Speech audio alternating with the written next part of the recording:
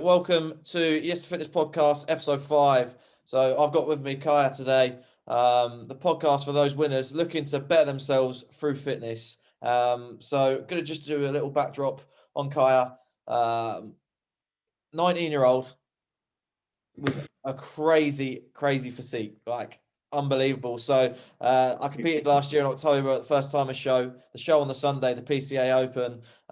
Kaya won the classic overall Open at that age.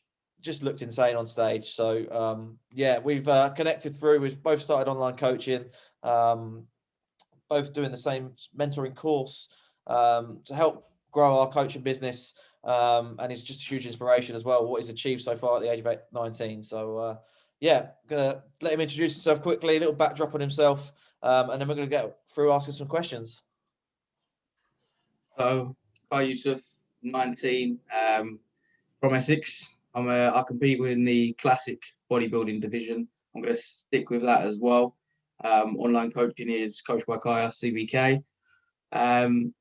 Just the start of the journey. Excited to see where things go and just enjoying the process. Awesome, mate. Yeah, so just going to run through some questions. I've had a couple of questions as well on Instagram. I'm going to advertise that we're going to be doing a podcast, so I'll ask them at the end. But yeah, talk about how you got into bodybuilding and training. Because like you say, you're only 19 at the minute, but your physique is unreal. So when did it all start? 16 years old. I started training, started going down the gym. I used to get bullied a lot at school. Fucking hated school, man. I've always been a short and skinny kid. I'm still short now, obviously. Definitely not skinny. Like there's nothing you can do about that. But I was always tiny. I was like built like a stick man. So I just got picked on. So it got to a point where I was like, right, I want to do something about it. I never retaliated in a violent way. Like I just put my head down and got on with it. But it gets to a certain point where you had enough of it. Because right, I need to do something about it. I need to gain size. And I can't do that in getting any taller because it's just impossible. So I need to start training. So I started going down the gym, started getting on the bus, 6 a.m., going down there. I was at the point of I think after like a month, I was training twice a day. Didn't have a clue what I was doing, mate. It was arm day every day. Like I weren't really making a lot of progress. I ended up getting my dad to pay for me to get a personal trainer in the gym to try and teach me everything I knew, just because I wanted to make progress that bad. It just went from there. So started training as a result of being bullied, and then got obsessed with it. Like obsessed. I was just researching, YouTubing, Googling everything I could possibly research to find out, and just kept it going. On my first show at 17, Wow. after about 18 months of training. Yeah, it was fun. Did you go into that show on your own? Coach yourself for that show?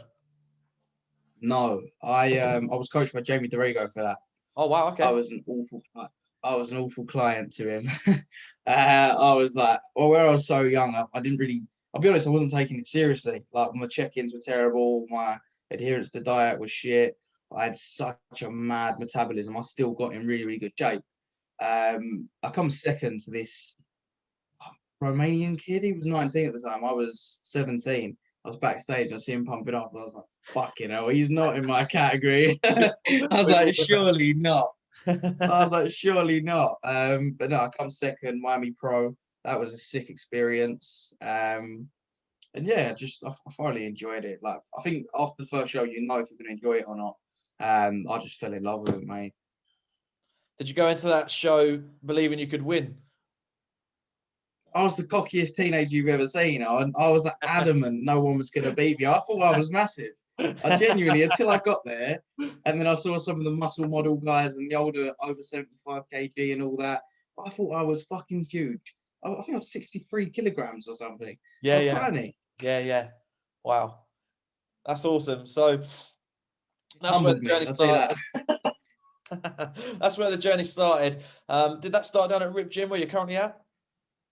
Or was that No, I started training at Better Gym, which was on Brentwood High Street, and it was I think it used to be Fitness First or something, and I sort of outgrew it, so I moved to Absolute in Brentwood.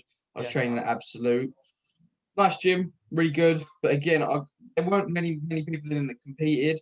So when I was prepping and considering second shows, third shows, etc., etc.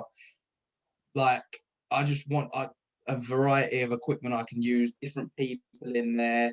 Like everyone, when it's a fairly small gym, everyone knows everyone. It's quite hard to just keep your head down and crack on. You always end up chatting. Like, I love to chat, so I'll end up having a conversation and losing my pump and then just going home, and it's not good. So that's why I ended up moving over to Rip Gym, mainly because Corey was training there, and obviously Corey's my coach, taught me a lot over the last 3 years. Yeah. And it's just good to be within the same environment of your coach. Like, I don't know, it's like when he's in the gym, I will definitely train harder than I usually would.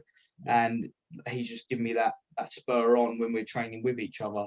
So I just moved into a bigger gym, to be fair, with more people, and it helped me stop getting bored. That's awesome.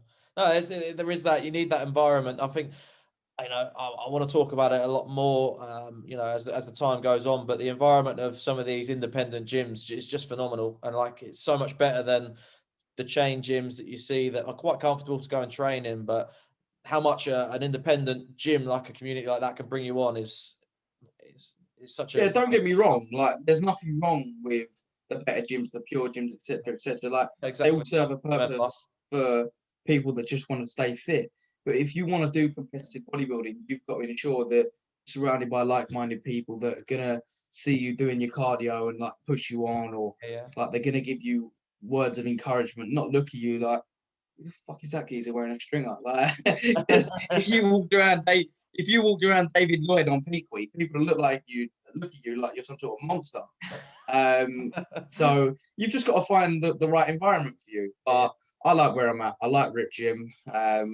Lovely owners, lovely members. Like, the equipment is banging, and it's just good for me. And it's a bit of a drive as well, which I quite like. Just gets me out of the house. Because when you coach, you just sit at home all day. Yeah. It's that environment. It's the whole part of it, isn't it? Getting that pre-workout and getting to the gym, mate. That drive, getting there, knowing what you're going to train, it's wicked. 100%. I remember that when I first met you, I was down at Rip Gym.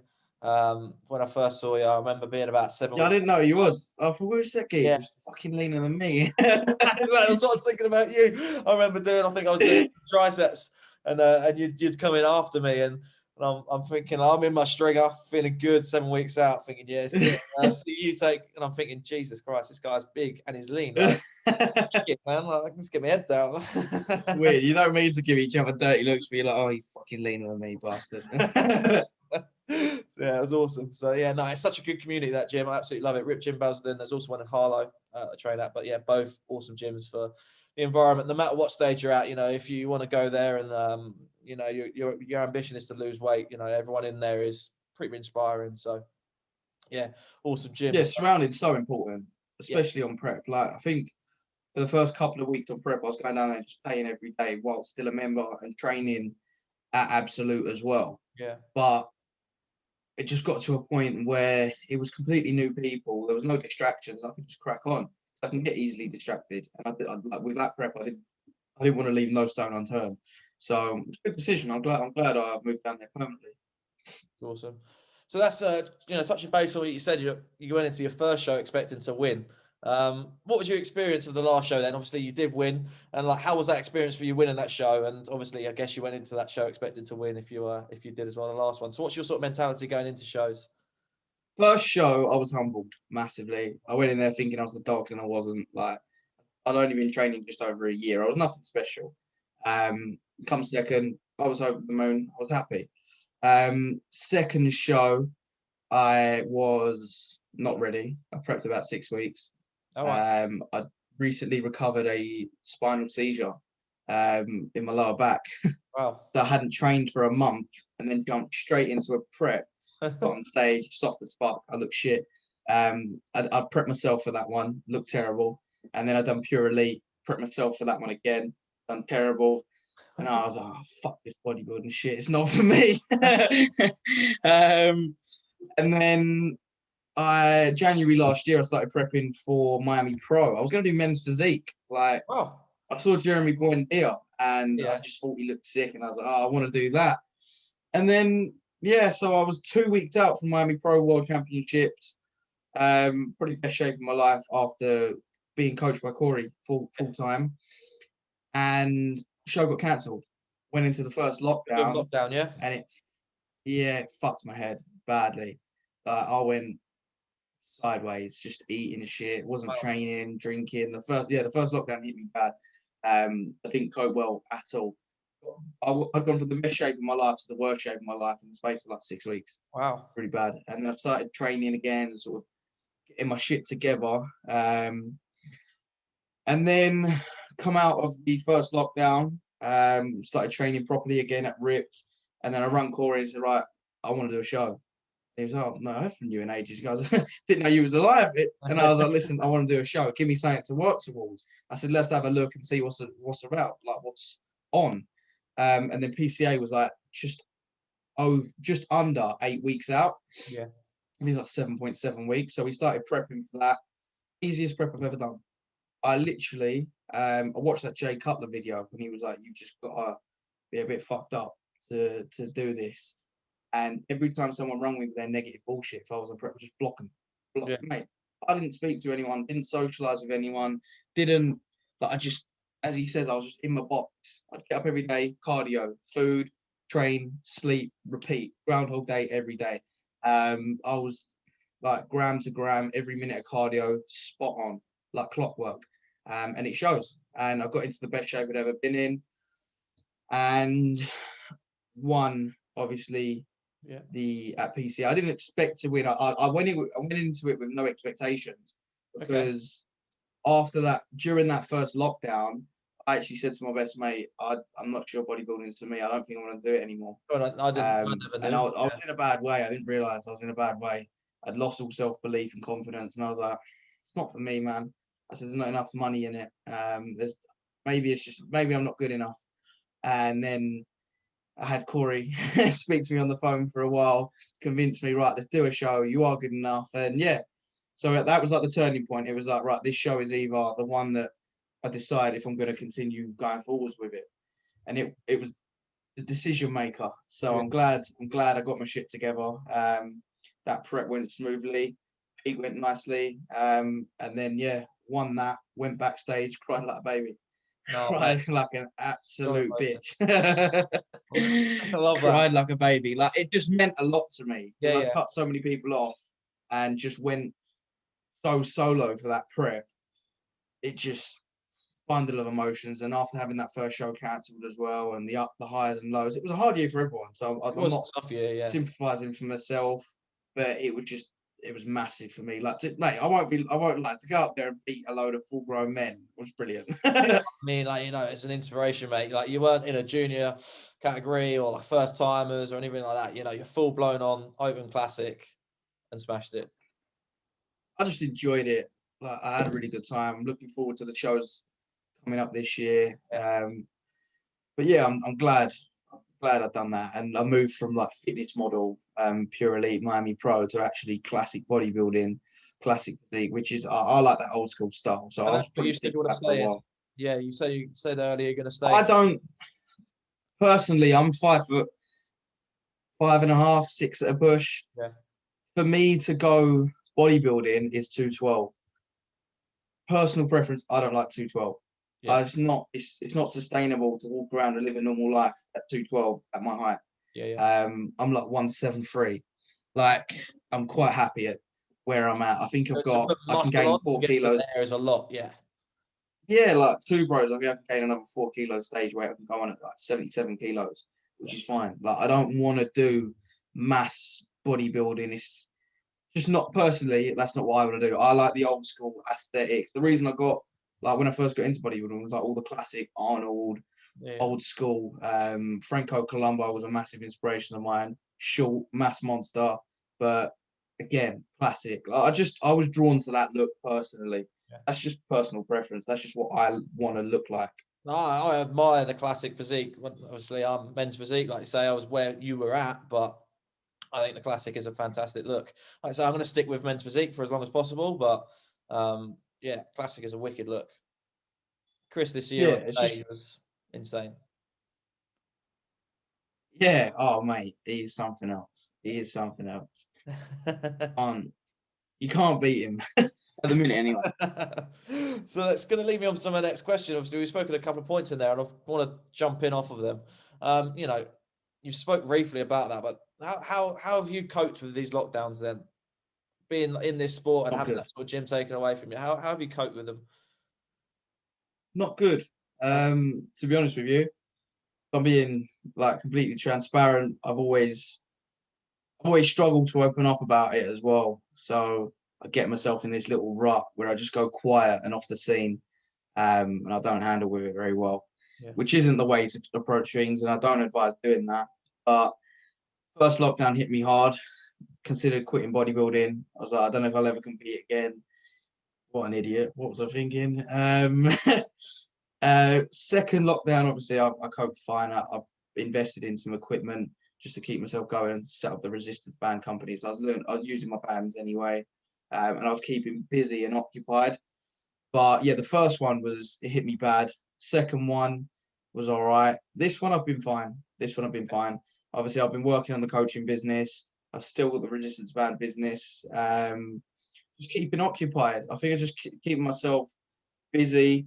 I've invested in some gym equipment as well. Obviously, although the prices are ridiculous, I'd rather pay the price and be able to train and just play around with a barbell every day and just master a barbell and keep myself sane than not train at all. Yeah. So just that routine, keeping routine, keep the meals the same, Is that what you'd training advise? days, rest days. Yeah, is that what you'd advise for people? You know, how there's a lot of people I think have been hit probably the hardest in this lockdown. So you're almost like the reverse of a lot of people. You know, sometimes we had nice weather and people were getting paid and stuff like that. You know, first lockdown, it was all a bit I new. feel like the first one, I felt a bit sorry for myself, and I sort of I despise the way I look. Like looking back, I despise the way I approached it Yeah, because I was like, this is so shit.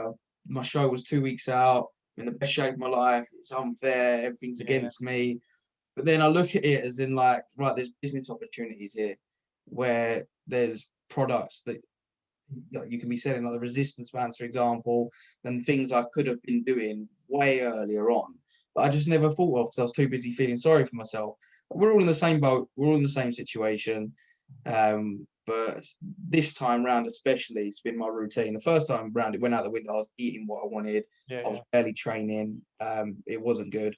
But this time round, same meals, 6 meals a day, keeping it the same. Obviously, rest day food's different, but just keeping that structure, keeping that routine going has just helped massively because then nothing changes really, other than the fact I'm training in my garage rather than Rip Gym. That's it. And I totally agree. You know, if anyone's listening to this during the lockdown, you know, you're listening to this as a recent podcast, and you know, again, I'd advise routine. Get yourself a routine set. You know, even if maybe you spend an extra hour in bed than what you normally would, but still get a routine. You know, set an alarm, still get up, do what you need to do, repeat it, and it becomes a lot easier, doesn't it? You know.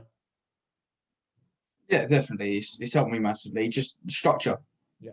It takes a lot of the anxiety and the stress away from not planning your days ahead. Like I've started planning my days ahead a few months back now. It's just changed things. Like you wake up and you've like, right, there's your task list. Check, check, check, check, check. I know exactly what I'm gonna do. It just makes life a lot easier. You know, there'll be a lot of people that will possibly go out of this lockdown, get back to normal life, you know, and say, oh, I haven't got enough time to do the things I wanted to do. But, you know, we're being gifted here with time.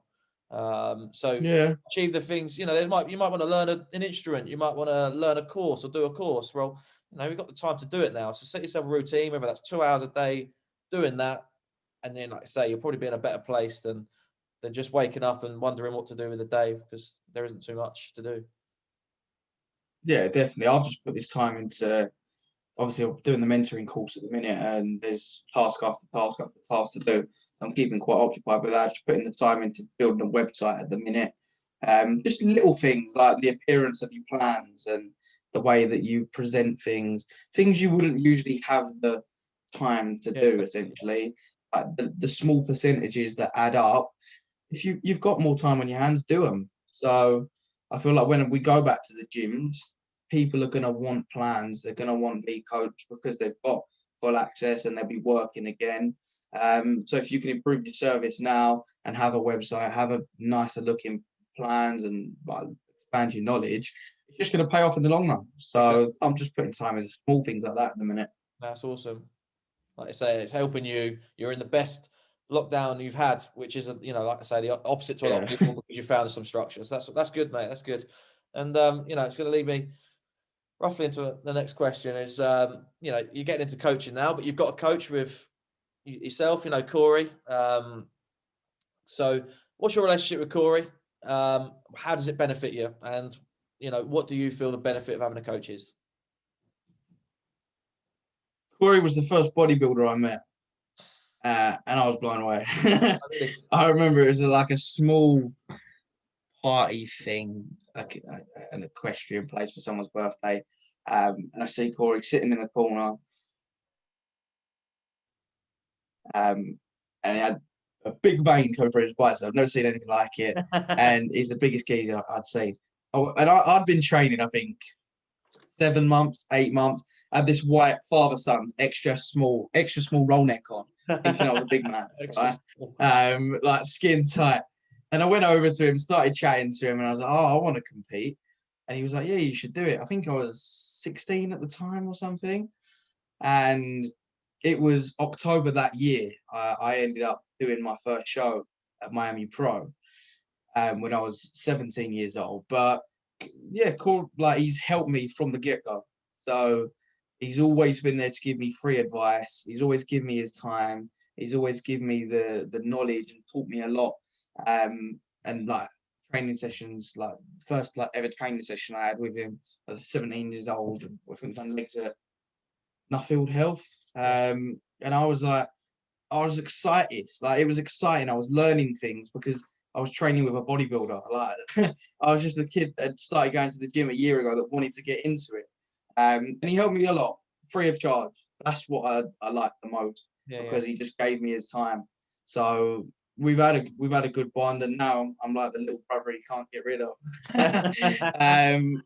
But we've got a really good relationship, and I feel like that's very important for me as a client. I need that moral support. Yeah. I need that personal touch with a coach. So perfect for me. So I've known Corey 3 years now. And you got respect Coached for him as me. well. Massive respect for everything he's helped me, everything he's taught me, and the amount he's helped me in the time I've known him. Like, there's a reason he's my coach. He's done a lot for me, so I'm massively grateful for everything that he has done. And with the recent show in October, I was just an emotional wreck after I won. Literally come round the side with the trophy. I've got it here. It sits on my desk with me every single day. It's there.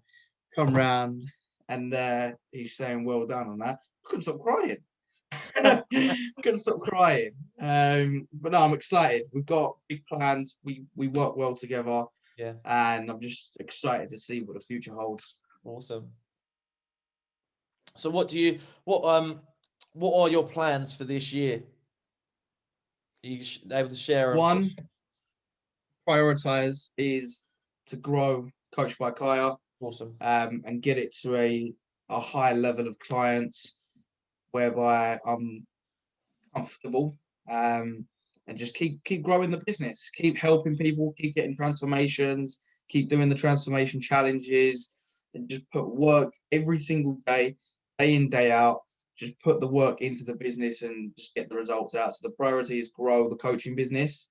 And then shows we've got planned. There's a possible for June if the gym's open early. Yeah. If not, it's far. I won't have enough time. But definitely going to be doing the Arnold Sports Classic Physique, October. Is that first to the third? I don't know what day my class would fall on, but yeah, the Arnold Classic, October, and then I've got the PCA British Finals. I'll be doing on the 18th, and then November time there's an amateur Olympia in the UK, the Two Bros. Yeah. So I want to do that, but we'll see how the British Finals goes. If I win British Finals, which I'd obviously go in there hoping to do, I might not do the November show. I'll give myself a bit of a break, but I'm gonna chuck myself into a pro qualifier, see how I get on. Just put myself in there with the big boys and sink or swim. Exactly. see what happens. At least you know where you're at and what you've got to improve on, if anything. You know.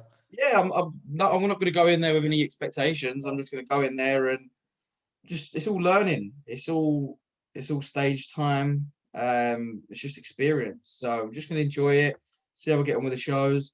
But the main one for me is probably going to be British finals. Awesome. Yeah, that's my main goal for this year as well. I'll do a little bit of setup. I'll probably do a 2 bro show before that, to get ready, see what we look like on stage, what we've added this year. But yeah, the main focus on the British finals. So that's awesome. How is the coaching going for you?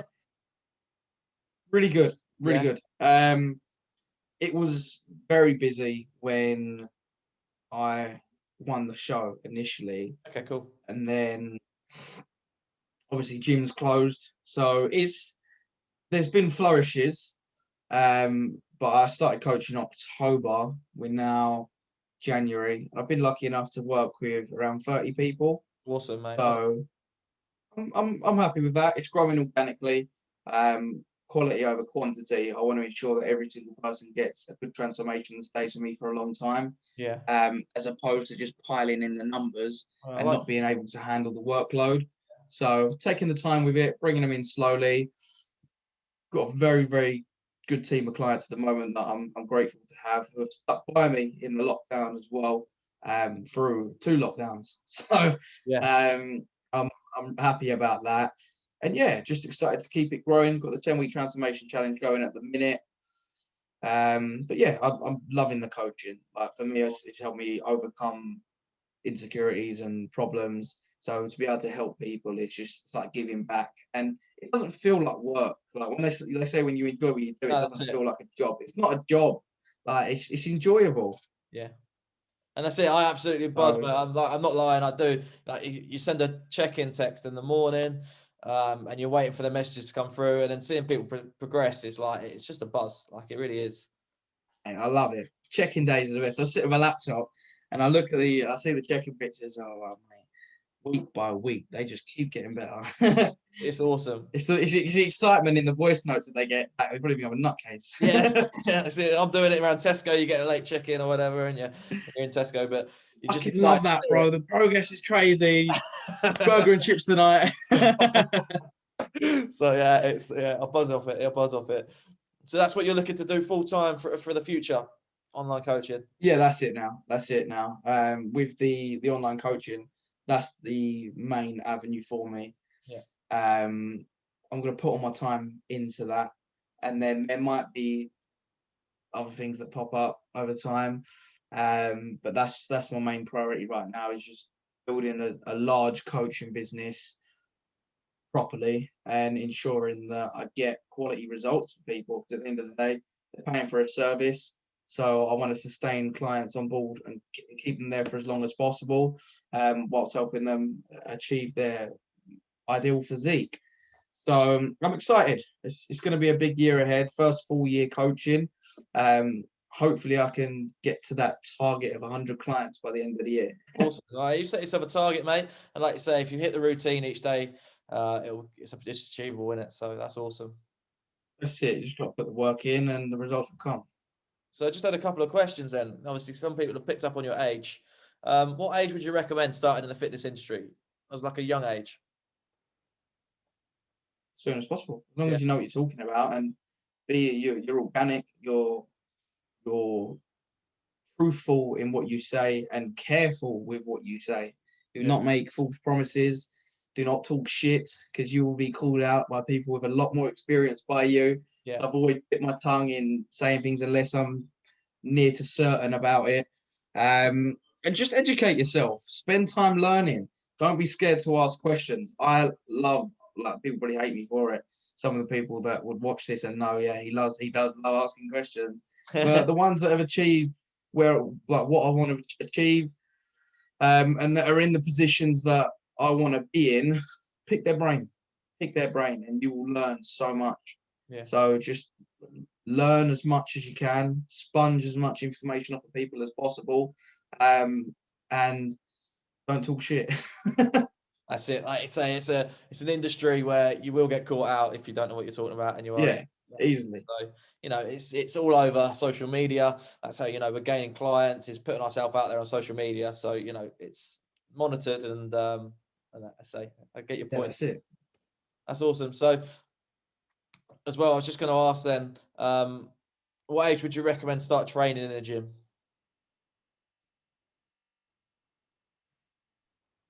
Tough one. Hard one, because there's people out there that have started young, really young. Personally, my parents wouldn't let me train till 16. Yeah. Because you can't legally get a gym membership till 16. Yeah. And your growth, it just depends really. Some people start training a bit younger at home, or like for me personally, I had a pull-up bar when I was 15. Yeah. And that's why I've got good lats. I used to do 100 pull-ups a day at like 53 kilograms. Every time I walk in my bedroom, I do 10 pull-ups. So I'd say a proper gym with heavy weights that could possibly cause injury if you're not training properly. Wait till you're 16, just because you're fairly developed. But by all means, start at home when you're 15, 14 if you want. Press ups, pull ups, start all those basic movements and just building up a foundation Body weight to movements. build with. But Yeah. me personally, I didn't start with weights until I was 16, just because I didn't want to stunt my growth. But I didn't grow anymore anyway. I'm the same as you, mate. I peaked early. That's cool. When did you start training? Say again. What age did you start? Quite older than you, mate. So I was probably 19. Yeah. Yeah, probably 19. And that I was done it as only, soon as I was allowed. yeah, that wasn't, that wasn't real training. That was just me attending the gym. Like I said, I didn't have a personal trainer or anything like that. That was just moving some weights with some friends. But yeah, I was quite late. Yeah. So I who's your started, sorry, mate. well, Who's your that's right. inspiration in the industry?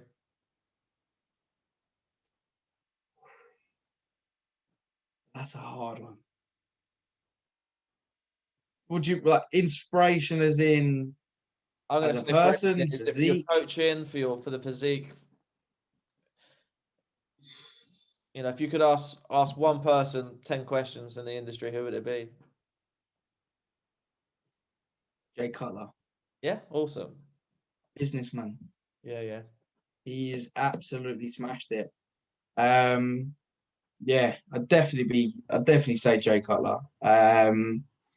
There's loads of people I look up to within the industry and within like people that we both know. Jace, mad respect for what he's done with coaching. Rob, what he's done is crazy. Like I say, I've got a lot of respect for my own coach. Corey. There's a lot of people out there. Physique wise, Chris Bumstead, obviously, I love the classic look. Yeah. Also massively rate Keone Pearson. Obviously he's transitioned to 12 pretty quick. Yeah. But there's a lot of it's hard to knuckle it down with only a few. Because there's loads of inspirational people within the industry. So yeah, it's a hard one that. That's good. I'm glad it challenged you, but it's Good question. like I say, you managed to pick up quite quickly, even though it was a surprise question. Who you actually who's inspired you? So it's good. Yeah, I'm inspired by a lot of people. The industry, there's a lot of inspiring shit going on. So I see you can scroll through Instagram it's every day and be impressive to inspired. see what goes on. Yeah, that's it. And like you say, it's Yeah. I was listening to a podcast with Mark Coles and JP, and Jordan was saying, how he's got to where he is today because he was always inspired by people that were better than him on whatever his first initial thought was, wow, like how did they do that? Or, like just pure motivation rather than jealousy as such. So, Mate, there's so many people that you can keep naming. Cuba, like with Ultraflex, the gyms that they've created, nuts, absolutely nuts. I'm yet to visit one, but I need to when they open, when I'm allowed. Trip up.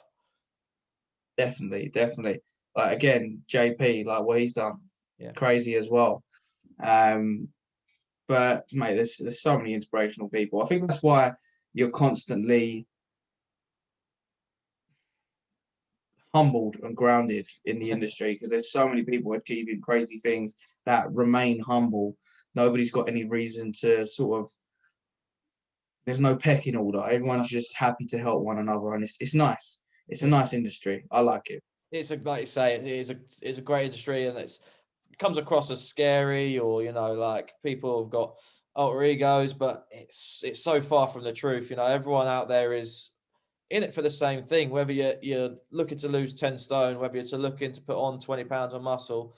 At the end of the day, you're all going to the gym to improve your body, and you've all got that inspiration to better yourself. So everyone in Yeah, I've always like the way I am now is I will be the person I would have wanted people to be to me when I first started training, yeah, because I didn't know fuck all. I didn't know anything, and I was scared to approach the biggest guy in the gym to ask him a question because I thought he'd just tell me to fuck off. yeah, So when people ask me and approach me on Instagram, in person, in the gym, I'll give them the time of day, because I want to set the example for a young athlete who I have got a decent knowledge on what I'm talking about.